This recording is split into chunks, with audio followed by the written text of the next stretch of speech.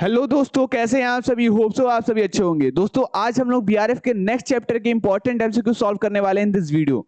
तो इस चैप्टर से रिलेटेड जितने भी इंपॉर्टेंट एमसीक्यूज होंगे वो सारे के सारे इंपॉर्टेंट एमसीक्यूज हम डिस्कस करेंगे इन दिस वीडियो। तो स्टार्ट करते हैं सबसे पहले क्वेश्चन से। सबसे पहला क्वेश्चन हमें क्या दिया है, which of the following most appropriately describes the term sale as per Sale of Goods Act 1930।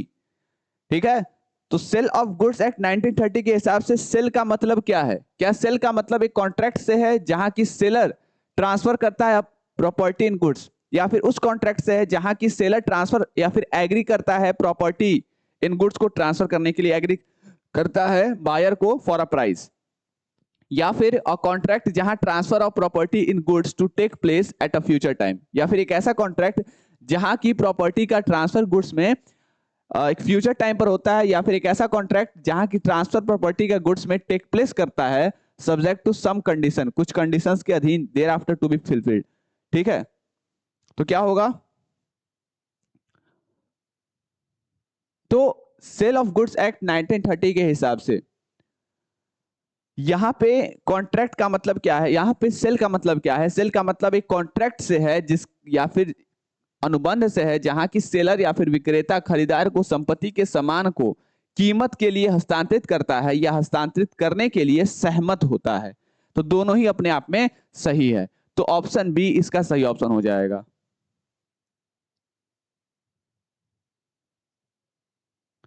Next question क्या दिया है, ध्यान से पढ़िएगा। When does an agreement to sell become a sell as per provision of Sale of Goods Act 1930? जब कोई agreement to cell क्या बन जाता है, सेल बन जाता है, किसके हिसाब से, सेल ऑफ गुड्स एक्ट 1930 के हिसाब से। तो कब ये बनता है, या फिर कब वस्तु की बिक्री अधिनियम 1930 के प्रावधानों के अनुसार बिक्री का समझौता कब बिक्री बन जाता है, बिक्री का समझौता यानी कि एग्रीमेंट ऑफ सेल कब सेल बन जाएगा। तो ऑप्शंस को ध्यान से देखिए और एनालाइज करके इसका सही आंसर बताइए।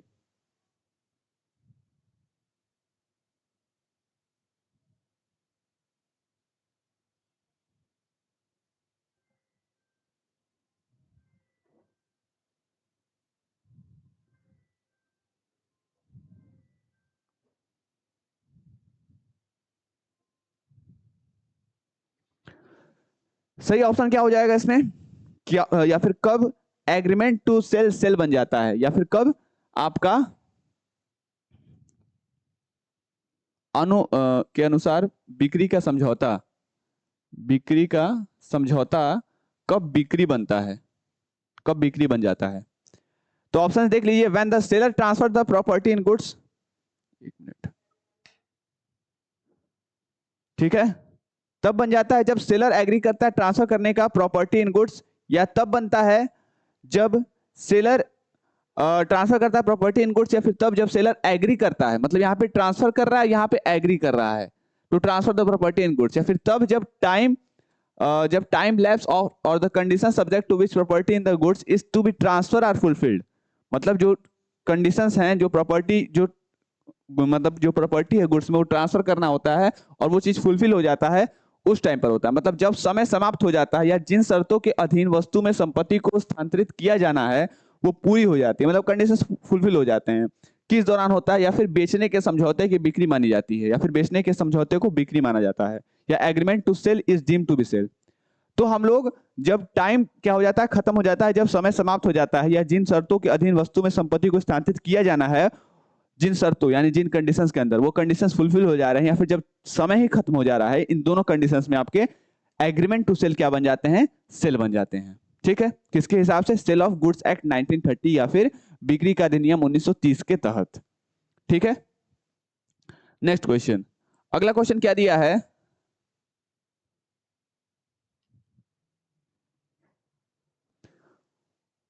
अगला क्वेश्चन दिया है, where in a contract of sale the seller purports to the effect the present sale of the future goods the contract operates as। जहां एक कॉन्ट्रैक्ट ऑफ सेल या फिर जहां बिक्री का जो अधिनियम है इसमें seller purports to effort the, मतलब जहां पे विक्रेता भविष्य के सामानों की वर्तमान बिक्री को प्रभावित करने का इरादा रखता है, इंटेंशन रखता है, उसमें अनुबंध इस प्रकार संचालित होता है। किस प्रकार संचालित होता है उसमें अनुबंध या फिर कॉन्ट्रैक्ट, क्या वो कॉन्ट्रैक्ट ऑफ सेल होता है, क्या वो agreement to sell the goods होता है, या कॉन्ट्रैक्ट ऑफ सेल और एग्रीमेंट टू सेल होता है, या फिर ये कोई वैलिड कॉन्ट्रैक्ट नहीं है? क्या सही होगा?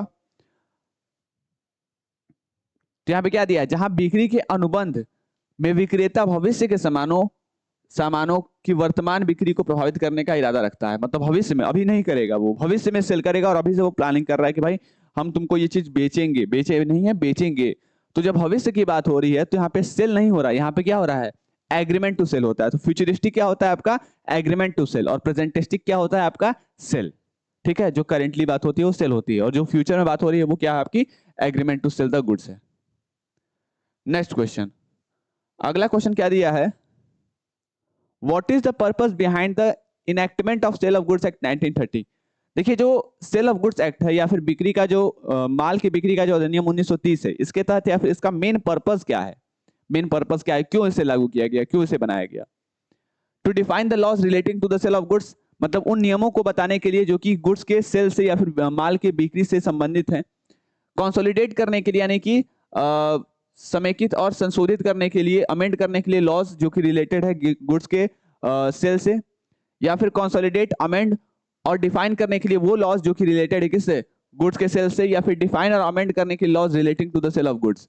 तो भाई सिंपल सी बात है, गुड्स से रिलेटेड जो भी लॉज हैं उन सारे के सारे नियमों को बताने के लिए, परिभाषित करने के लिए इसको लाया गया, यानी कि ऑप्शन ए। नेक्स्ट क्वेश्चन क्या है, section 2 subsection 1 of sale of goods act define buyer as, buyer को किस तरीके से डिफाइन करता है? तो याद रखिएगा, sale of goods act section 2 subsection 1 ये किसको डिफाइन करता है, बायर को। किसको डिफाइन करता है, बायर को। और उसके हिसाब से बायर क्या होता है समझते हैं। ये वो व्यक्ति होता है जो गुड्स एंड सर्विसेज खरीदता है, या फिर ये वो व्यक्ति होता है जो कि एग्री करता है गुड्स को खरीदने के लिए, या फिर ये वो व्यक्ति होता है जो कि खरीदता है या फिर एग्री करता है। तो खरीदता है या फिर एग्री करता है, यानी कि ऑप्शन सी।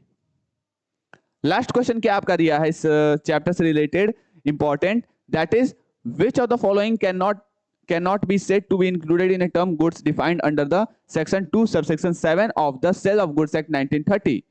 कह रहा है कि निम्नलिखित में से किसे वस्तु अधिनियम 1930 की बिक्री के धारा 2 और सबसेक्शन 7 उपधारा 7 के तहत परिभाषित वस्तु शब्द में शामिल नहीं कहा जा सकता है? तो इसमें से कौन सा चीज गुड्स में शामिल नहीं होता है? गुड्स में क्या क्या चीज शामिल नहीं होती है? गुड्स में आपके स्टॉक शामिल होगा, बिल्कुल होगा। गुड्स में क्या आपका शेयर शामिल होगा, ये भी होगा आपका शामिल, शेयर्स भी शामिल होगा। गुड्स में आपका ग्रोइंग क्रॉप्स, बढ़ता हुआ फसल, हाँ ये भी होगा। एक चीज शामिल नहीं होगा, वो है आपका एक्शनेबल क्लेम। तो सही ऑप्शन हो जाएगा ऑप्शन डी। ऑप्शन डी आपका सही ऑप्शन हो जाएगा। ठीक है, सो होप ये सारी बातें आपको समझ में आ गई होंगी रिगार्डिंग दिस चैप्टर्स एमसीक्यूज। अगर कोई भी क्वेरीज होगी रिगार्डिंग दिस चैप्टर्स एमसीक्यूज और regarding this chapter, you may ask in the comment box or chat box, or you may even contact to our number. ठीक है, तो till then stay tuned with Commerce Nation, and तब तक के लिए आप सभी को धन्यवाद।